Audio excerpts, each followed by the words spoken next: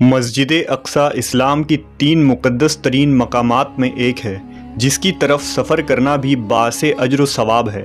مسجد اقصی اپنے آپ میں ایک مکمل تعمیری تاریخ رکھتا ہے جس کا تعلق قوموں کے عروج و زوال اور پیغمبروں کے مابعوث ہونے سے ہے۔ مسجد اقصی ہم مسلمانوں کے لیے قبلہ اول کی حیثیت رکھتا ہے جس کی طرف رخ کر کے نبی اکرم محمد صلی اللہ علیہ وسلم اور آپ کے اصحاب نے تقریباً 1.5 سالوں تک نماز ادا کی اور یوں لوگوں کو یہ پیغام دیا کہ اسلام کوئی نیا دین نہیں بلکہ یہ دین ابراہیم ہی کی ایک شکل ہے جو حضرت موسیٰ و عیسیٰ علیہ السلام کے تعلیمات کو پھر سے زندہ کرنے اور اصل توریت و انجیل کے پیغام پر عمل پیرا ہے۔ واقعہ معراج اس بات کی دلیل تھی کہ القدس سے اسلام کا کتنا گہرا تعلق ہے۔ نیز نبی صلی اللہ علیہ وسلم کا تمام انبیاء اکرام کی امامت کروانا ایک غیر معمولی واقعہ تھا۔ غرض یہ کہ یروشلم اسلام و عیسائیت اور یہودیت تینوں مذاہب کے نزدیک مقدس ترین مقام ہے۔ یہ علاقہ پیغمبروں کا مسکن رہا ہے جہاں بے شمار نبی مبعوث کیے گئے۔ قرآن مجید میں اللہ تبارک و تعالیٰ نے سرزمین قدس کے متعلق سورہ اعراف میں فرمایا، اور ہم نے اس قوم کو کہ جس کو کمزور بنایا گیا تھا اس سرزمین کے مشرق و مغرب کا وارث بنایا کہ جس سرزمین میں ہم نے برکت رکھی ہے۔ اسی طرح سورہ اسراء میں فرمایا، پاک ہے وہ ذات جو لے گئی اپنے بندے کو ایک رات میں مسجد حرام سے مسجد اقصی تک کہ جس کے ارد گرد ہم نے برکت رکھ دی ہے۔ ان آیات میں جس بابرکت سرزمین کا ذکر ہے وہ بیت المقدس اور اس کے گرد و نواح کے علاقے ہیں۔ حدیث مبارکہ میں حضور اکرم محمد صلی اللہ علیہ وسلم نے مسجد اقصی کی فضیلت بیان کیا، لہٰذا حضرت ابو ذر غفاری سے روایت ہے کہ انہوں نے نبی صلی اللہ علیہ وسلم سے پوچھا، اے اللہ کے رسول، اس روئے زمین پر سب سے پہلے کون سی مسجد تعمیر کی گئی؟ آپ نے فرمایا مسجد حرام۔ انہوں نے پھر پوچھا، اس کے بعد کون سی مسجد تعمیر کی گئی؟ آپ نے فرمایا مسجد اقصی۔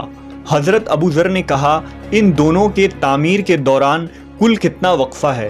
آپ صلی اللہ علیہ وسلم نے جواب دیا، 40 سال۔ علماء و مفسرین کی ایک جماعت کے نزدیک مسجد اقصی کو سب سے پہلے خود حضرت آدم علیہ السلام نے تعمیر کی تھی اور بعد میں حضرت ابراہیم علیہ السلام نے اسے دوبارہ تعمیر کروائی۔ روایتوں کے مطابق اللہ نے حضرت جبرائیل علیہ السلام کو خصوصی طور سے حضرت آدم کی طرف بھیجا اور حکم دیا کہ مسجد حرام اور مسجد اقصی کی تعمیر کریں۔ ابن حشام نے اپنی تاریخ میں لکھا کہ جب بنی اسرائیل فلسطین میں مضبوط ہوئے اور ان کی ریاست قائم ہوئی تو حضرت داؤد علیہ السلام نے بیت المقدس کی دوبارہ بنیاد رکھی، اور پھر آپ کے جانشین اور فرزند حضرت سلیمان علیہ السلام نے مسجد اقصی کی مکمل تعمیر فرمائی۔ غرض یہ کہ احادیث اور تاریخی روایتوں سے یہ پتہ چلتا ہے کہ بیت المقدس کو کئی مرحلوں اور ادوار میں بار بار تعمیر کی گئی۔ نیز اس کی تجدید کئی پیغمبروں نے کیا۔ مسجد اقصی کی مکمل تعمیر حضرت سلیمان علیہ السلام کے دور میں ہوئی، جس کی تائید نہ صرف اسلامی بلکہ اسرائیلی روایتوں سے بھی ملتی ہے۔